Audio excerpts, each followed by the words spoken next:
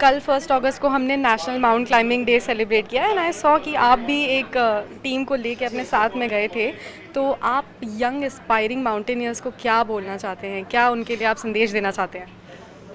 सबसे पहले तो मैं अभी एक जो एक्सपीडिशन से आई मैं वो था fit at 50+ women's trans Himalayan expedition, जो हमने पंगसाउ पास यानी म्यांमार और इंडिया के बॉर्डर से शुरू किया था। और कारगिल में जो कारगिल मेमोरियल वॉर मेमोरियल है वहाँ पे हमने वो जर्नी पूरी की थी। और करीब 140 days we were continuously walking and almost 4,800 kilometre हमने कंप्लीट किया। तो नथिंग इज़ इम्पॉसिबल इन दुनिया में कोई नहीं है, लेकिन अंदर से होना चाहिए कोई जज्बा, जुनून और एक ड्रीम। ये हमारी एक ड्रीम थी जो कि हमने फिट इंडिया बैनर के नीचे किया, organise by Tata Steel and Indian Army was always there like a backbone. तो जो लोग हिम्मत हौसला करके आगे एक कदम बढ़ाते हैं, लोग उनसे जुड़ते हैं एंड तो दैट एक्सपीरियंस वी हैड। और मैं यही सबको कहूँगी कि age is just a number.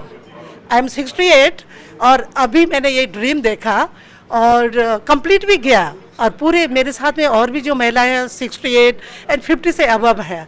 तो मैं ये सब ये करूँगी कि सपना देखिए और आगे निकलिए, कुछ करिए और keep fit and be happy always. Ma'am, जैसे सब लोग ऐसे ना बातों बातों में आजकल कह देते हैं कि ये कोई पहाड़ चढ़ने जैसा मुश्किल काम तो नहीं है, पहाड़ चढ़ने जैसा। तो आपने पहाड़ असल में चढ़ा है, तो आप बताइए कि किस मुश्किलों से आपको बीतना पड़ा जब आप पहाड़ चढ़ने के लिए गई थी? सबसे पहले तो जो माइंडसेट था कि लड़कियां जो है ये हार्डकोर स्पोर्ट के लिए तैयार नहीं है, एक तो वो बात थी। और ख़ासकर मैं एक छोटे से गांव से आती हूँ उत्तराखंड के, और वहाँ पे तो और भी ये था कि लोगों में कोई अवेयरनेस, ये हाईली एजुकेटेड लोगों का स्पोर्ट है जो विदेशी लोग एडवांस कंट्रीज़ करते थे। तो तब मेरा पहला गोल था ज़िंदगी में कि हायर एजुकेशन, क्योंकि एक गांव से एक साधारण परिवार से वो ड्रीम करना लड़कियों के लिए बहुत मुश्किल था। और ये था, और उसके बाद उस माइंडसेट से बाहर निकला। लेकिन उसके लिए चाहिए जिसका बहुत डिटर्मिनेशन है, दृढ़ निश्चय है, अपने सपने को रोज़ देखते हैं और फोकस रहते हैं। मैं सोचती हूँ यही मेरे अंदर भी था। बहुत सारी नेगेटिविज्म थी, लोग सोचते थे पहाड़ चढ़ के क्या होगा। ठीक है, पढ़ाई मेरा गोल था, लक्ष्य था, और वो मैंने किया। I did MA B.Ed and then I was sitting at home doing nothing, waiting for a suitable job. और उस टाइम पर मुझे कोई बहुत ग्रेट माउंटेनियर से मेरी मुलाकात हुई, और तब मुझे उन्होंने मोटिवेट किया कि तुम घर में बैठी हो उत्तरकाशी में और सामने नेहरू इंस्टीट्यूट ऑफ माउंटेनियरिंग है जहाँ देश विदेश से लोग आते हैं, तो वह क्यों नहीं मैं वहाँ पे माउंटेनियरिंग कोर्स करूँ।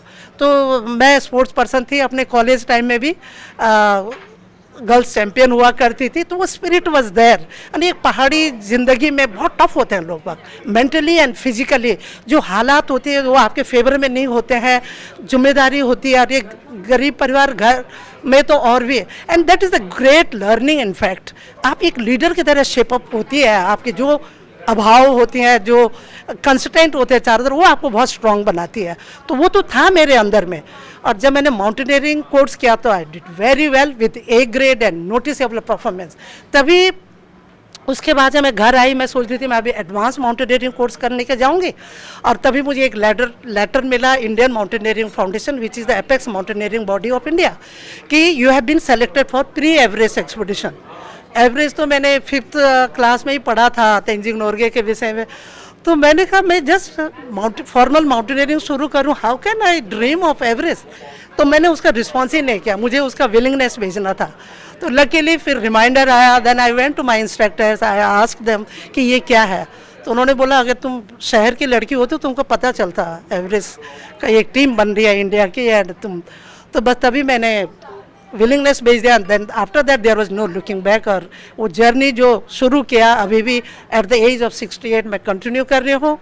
टाटा स्टील मैंने ज्वाइन किया था before Everest, and after Everest they created a new department unheard in any other corporate house in India. एक एक्स्ट्रा डिपार्टमेंट, और लोग तो डाउन साइज करते हैं, तो उन्होंने एक अलग डिपार्टमेंट क्रिएट किया and they fully empowered me.